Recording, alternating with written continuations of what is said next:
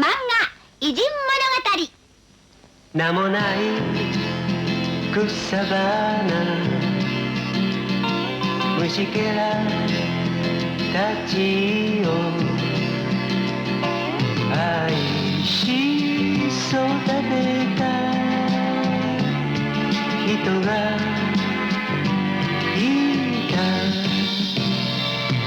自分を犠牲にふるさと国を戦い守った人もいた。後に続け青春たちよ、後に続け遅くはないさ。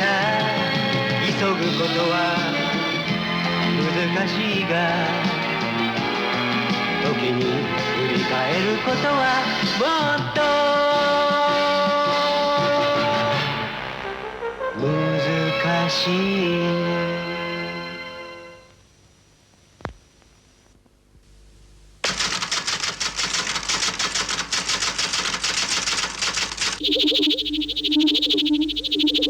Bu Aksıkır'a aitla tuncu qatım havada uçup 20 neçə ildən keyin yüz bergen iş.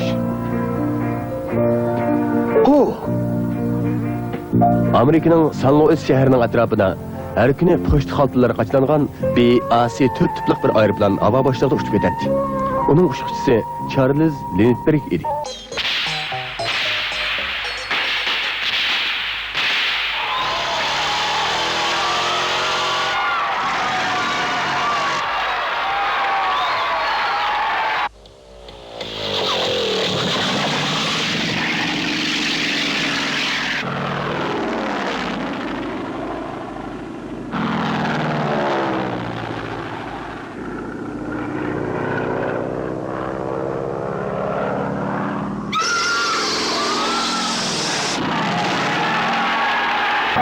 Lindbergh 18 yaş kirgen çağda bir günü aeroplandan ibaret bu acayip nesni görüp kalır. Neyme? Sen âli mektepte okumamsan? Hı? O uçqışı bolu mendeydi. Toğra. Men de helila o nersinin kök asmanı uçup ketip yo'qolib ketganligini ko'rdim.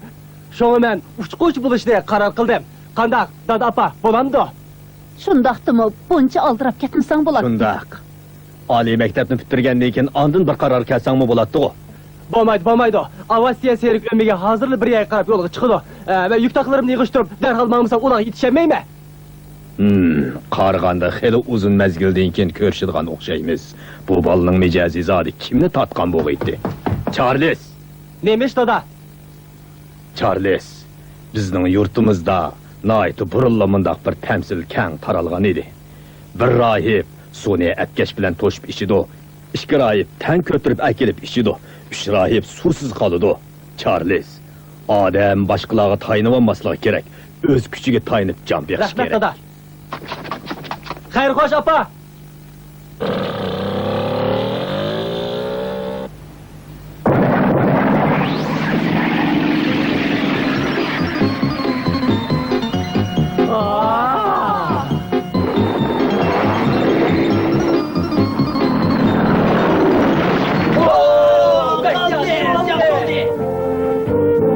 Şundan keyin 4 yıl ötüp Lindbergh alayda uçuşçu bulup Amerika'nın her qaysı yerlerde oyun koyuşa başladı.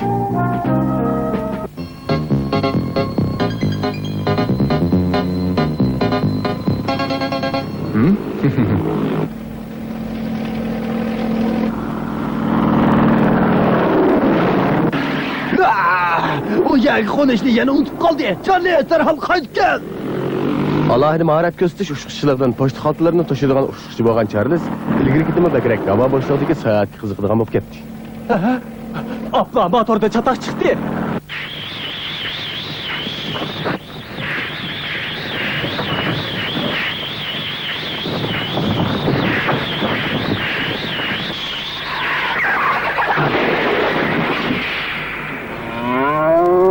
Hey! Sen nimi dep oynama konuşa? Beni keçirin. Yaxşımısınız? Aeroplanım buzulup kaldı. Siz yasa prenessiniz mi?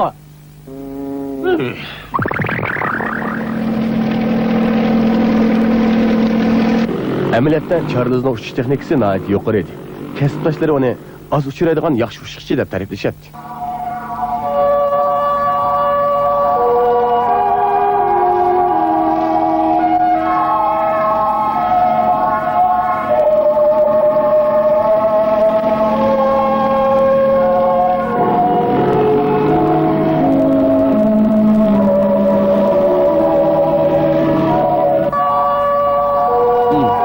Meni hammaliyaga uçqim keladi.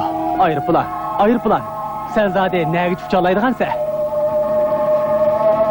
Bu mezgilda eng yiroq uchish rekordi 2800 kilometr edi.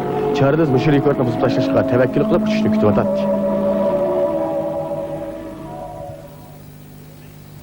Ana shu chaqlarda yana 1926-yilning oldikayında har qaysi el uchiqchilar orasida bir qatimdala Nyu-Yorkdan chiqib 5800 kilometr uchib Parijga berib qo'nish kerak deydigan so'z taqilib yuradi. Bizning aeroplanimizda ikki motor bor. Biri buzilib qolgan holatdami, bizning aeroplanimiz normal ucha oladi. G'alba, cho'qim bizga mansub qaranglar. Bizning bu aeroplanimizning 3 motori bor. 4 motor 3 motordan kuchlik. Biz cho'qima qilib qilamiz. Hammasi yangi tipdagi cho'ng aeroplanlar ekan. Haqiqatan qaldis ekan. Mayli, nimali demayli, bu oraliq 5800 kilometr. Bizning bu kichkina aeroplanimiz hech nimaga dalda bo'lmaganidek. Havisi kelyapti-da, bu degan 25 ming Amerika dollarlik mukofotchi-mi? Men 5800 kilometr ucha olam dema. Ma'qul. Sinab baqay.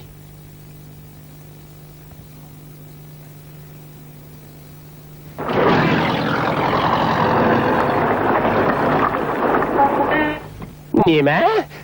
Sen Nyu-Yorkdan Parijga uchman demsa, undaqda sen meni yordam qil deysa, shundaqmi? To'g'ri deding. Men 5800 kilometr uchaman. Shunga yangi aeroplan kerak. Hozir kishilar bas munozara qilishayotgan ilk aeroplanlar muvaffaqiyat qozonmasligi mumkin.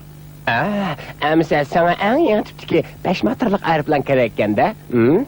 Shundaqmi? Birli motor va aeroplan kerak. Chaqchaq qilyapsan. 5800 kilometr uchsajmi? Birli motor bilan texi. Sen chaqchaq qilma. Atlantik okeandan bir motorli aeroplan bilan uchib o'tamsan, nima qilay deysan? O'lib olay demsan? Ya, boshqa maqsadim bormi? Qaytib ket.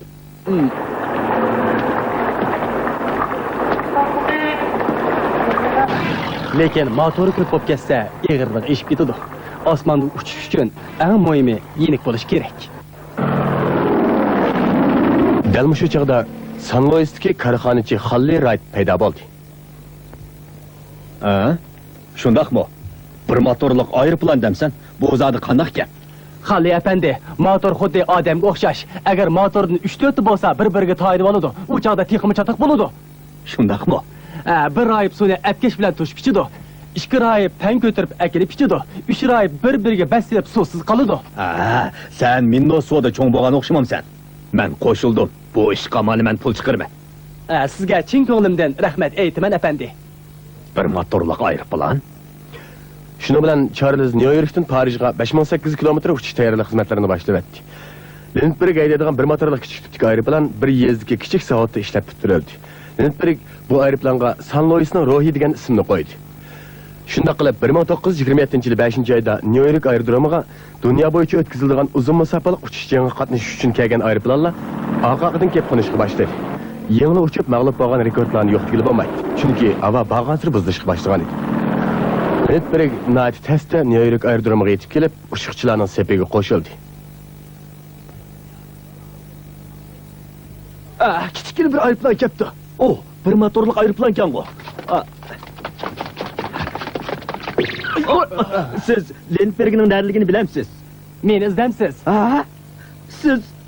Siz mushu aeroplanni haydab Parijga borman demsiz? U neresidan ketib qolgan o'xshaydi. Ishib qopti. Haqiqatan ketib qopti.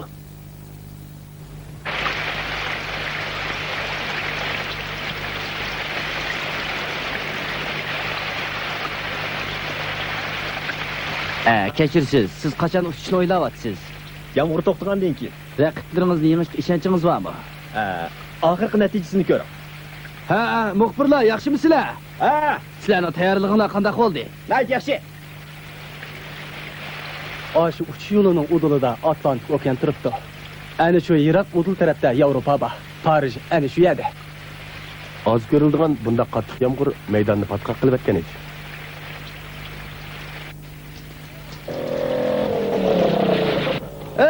Atlantik Okean'ın hava boşluğu eçilipti. Buni hazır avara istansiyasi turdi. Hava eçilipti.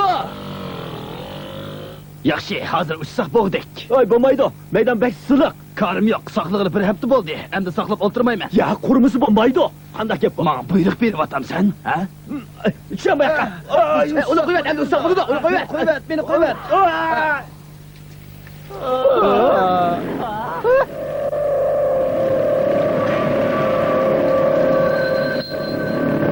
Nyu-Yorkdan Parijga faqat birla odam uchib bora oldi. Ham birla odam uchib bora oladi. Hamma odam bu zodi mumkin emas degani.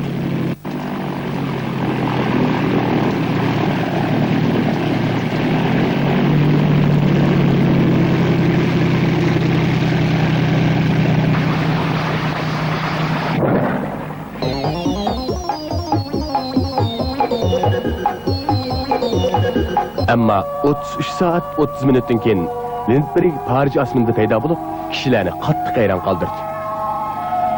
Mayli, qancha yiroq bo'lsa davomli uchish kerak. Lindberg mana shu sap yoshlik istigi bilan hech qanday ikkilanmasdan havo boshlig'iga uchiverdi. Bu haqiqatan alomat bir rekord bo'ldi.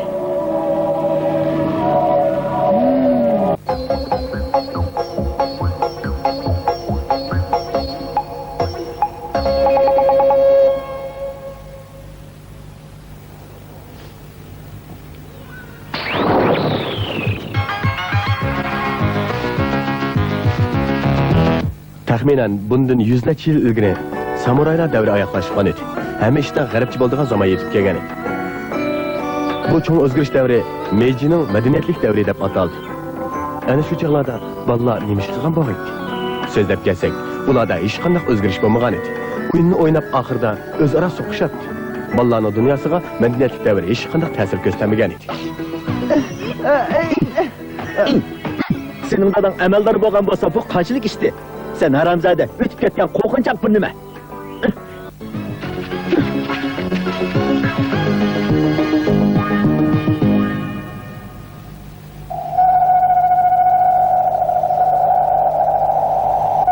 Men kuchli odam bo'lmasa bo'lmadik. Ha, nima bo'lding Kigoro? Edo sana yoqmayotgan o'xshamamdi, ha? Dada, bu ya Ido emas. Ha, shundaqmi? Sencha tok yoqqandaqroq. Yana tayoq yegan o'xshamamsa. Bu yo'lda kichik o'g'ashqa bozak bo'lyapti. Kerak yo'q. Bundan keyin aql ishlatadigan davr bo'ladi. Kuchlik bo'lish asqatmaydi. Kigoro, tirishib yaxshi o'qishing kerak.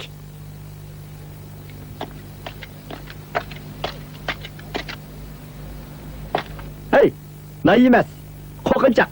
Bundaq o'qig'uning bilan sen nima qila olasding, ha? Vazir bo'landing ya. Ha? Nay emas. Men cho'ng o'laman. Men kuchli odam bo'laman. Uni jazman yig'aman. Ularning meni ojiz deyishiga hargiz yo'l qo'ymayman. Nay emas, qo'rqinchoq. U kitob xaltisi. Kigoro Kyozawadan Tokioga ko'chib kelib, doimdagidek bozak bo'lib qoladi. Bu Kigoroning go'dak qalbiga cho'nqur o'rnab ketgan edi. Tog'a, Sen nima deb kelding? U mutam ablah. Ha? Sen nima deb kelding deyman? Ablah. U ablah. tog'a. Ha? Kigoro, sen nima yomonlik qilib yuriysan? Qarab turganmisan? Hozir uni qanday qurdingiz? Buni Rudo gumpsi deymiz. Rudo gumpsi? Men Yikoyi Shinkinda samuray edim. Shu chaqlarda azroq o'rganib qo'ygandim. Tog'a, menga o'gitib qo'ysangiz o'tinib qolay tog'a. Bundan keyin ham ish Yevropachi bo'ladi. Kalini ishlatadigan zaman keldi. Gap anglag'in, bo'ldi qil. Rudo gumpi asqatmaydi. Zamonda kelib qoldi. Bundan keyin ilm-fan asqatilgan dunyo bo'ladi. Bo'ldi. Xayr xo'sh.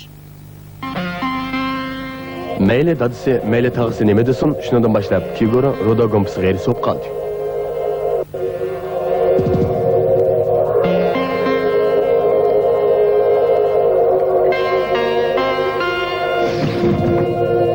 Kigoro Rudo gompisini o'rganish uchun ustoz izlashga boshladi. Ammo hamma ish Yevropachi bo'lish deydigan madaniyatlik davrida ishonchni yo'qotgan Rudo gompis ustalari badanni o'g'lash bilan oz to'la kirim qilib kun o'tkazib, Rudo gompisi o'rgatmaydigan bo'lib olgan edi.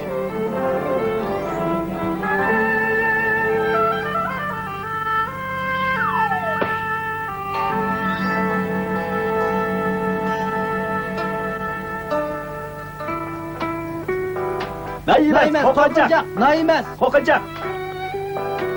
u o'ziga zodi ustoz topolmay qoldi. Kigoro cho'ng bo'ldi, ammo uning bo'yi cho'ngaymagan, badani shundoq ig'ir edi. Shundoq bo'lsa-mu, u Tokio universitetining o'quvchisi bo'lib qolgan edi.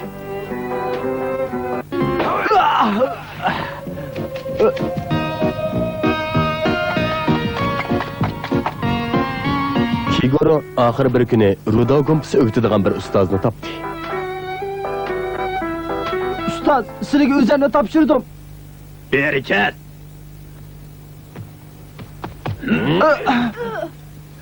Bu qattiqqo'l ustozni hech nimaga parvo qilmay, yangi qabul qilgan shogird Kigoroni hadisini u yoqdan bu yoqqa yiqitib yuratdi. Bu bir xil ilohiy kuch-quvvatga butun zehni quvvatini yig'ib turib, kuchini chiqarish bo'ladi. Xo'p, Bo'ldi. Endi sen Akan bilan mashq qil. Kishilar meni Akan palvon deb chaqirdi. Kigro, qani kel. palvon Akan.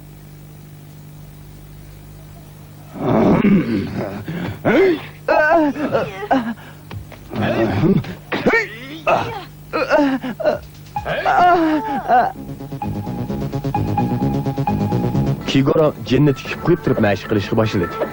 Har kuni darsdan tushibla, mayli yomg'ir yog'sin yoki qor yog'sin, u uydan xona xoshiq kelishni davomlashtirdi. U uzib qo'ymay 3 yil mashq qildi. Undaqda hozir u xili kuchli ko'p qilgan o'xshamabdi. Hozir uning badan muskallari taraqqiy qilib, nihoyat kuchli bo'lib, burunga qaraganda ko'p yaxshi bo'lib ketgan edi. Ammo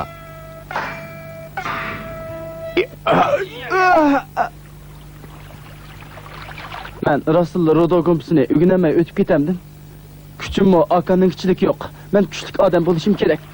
Akanni cho'qim yiqitishim kerak. Kigoro,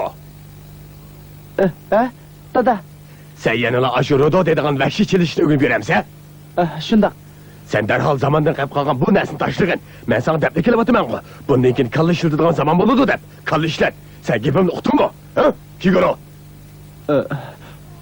Kalla işletiş. Kalla işletiş.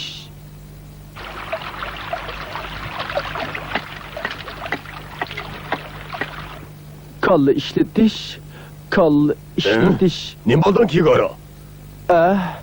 Kalla işletiş. Doğru, kalla işletiş gerek. Kalla işletmesek bizdek boyu küçükle biz küçüğümüz yetmegidek. Doğru, del dadam degenge o'xshash bundan keyin kallani işletiş gerek.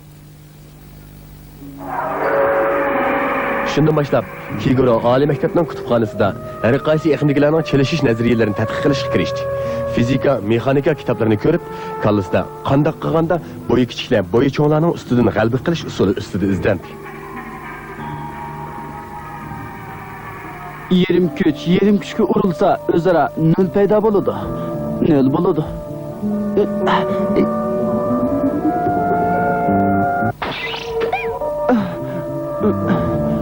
Mening bo'yim cho'ng emas, kuchim ojiz. Agar kuchli odamlar bilan elishib qolsam, jazman yengilib qolaman. Shunga kuchli bir odam etilib kelsa, qanday qilishim kerak? 7 ulush kuch bilan besib tursa, 3 ulush kuch bilan tortib etsam, to'g'ri. Ikkisini qo'shsam 10 ulush kuch bo'ladi. Aldırma, keling. O bütün kuchi bilan yiqitmoqchi. Uning kuchini o'zimning kuchiga aylantirib olay. Aldırmay turib, keling. Bu o'zimning oddigini bilan o'xshash bo'ldi-ku.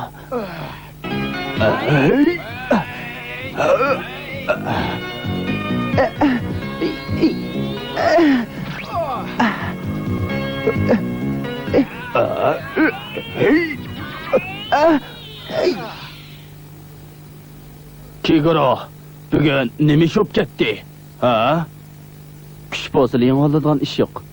Mushundaq ish bo'ldi. Akan, yana bir qitim ilishayli. Yana chilishamdoq. Ma'qul.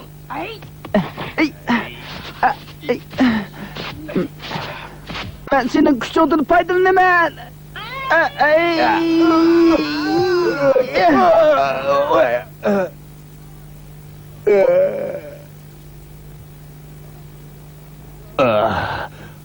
Ustoz, bu zodi nima ish? Uqmadim. Kigoro, yana bir chilishayli. Ma'qul. Yana bir chilishayli. Kuchingni oldim. 아우.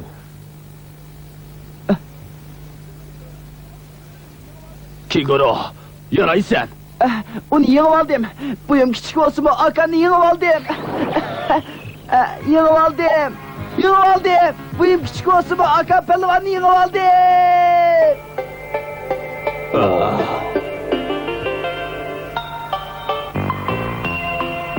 Shundan boshlab Kigoro o'z oldiga bir kichik rudo gumpi iqimini barpo qildi.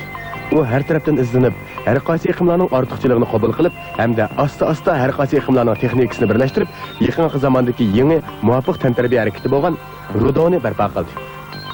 Kigoro ayni chog'dagi o'zini kuchli qilishdan iborat kichikkina orzusini chiqish nuqtasi qilib, rudoni barpo qildi.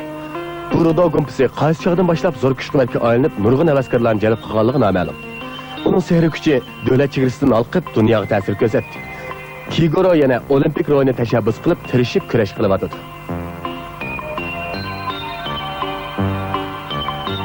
Küçük dostlar, ruhluq bulunlar, qavul bulunlar, kuchlik bulunlar, o'tkir bulunlar.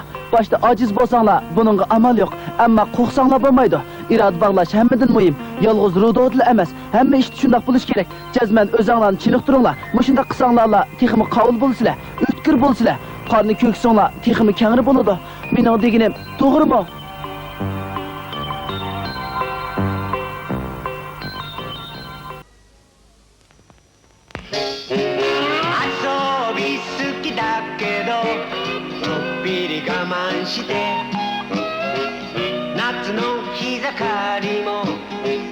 働いたよ